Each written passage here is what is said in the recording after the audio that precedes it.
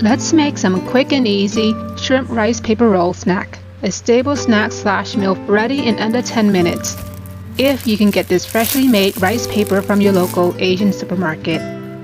Start by separating the rice paper onto a plate. Add some cooked shrimp, but you can definitely use some raw shrimp. Just make sure to cook it thoroughly. For cooked shrimp, I just pop it into the microwave for 30 seconds or until the rice paper is tender soft. For my sauce, I have some chili oil, fresh chili paste,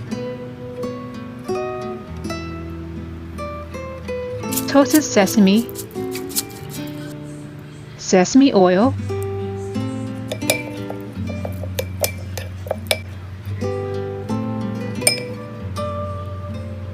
sweet soy sauce.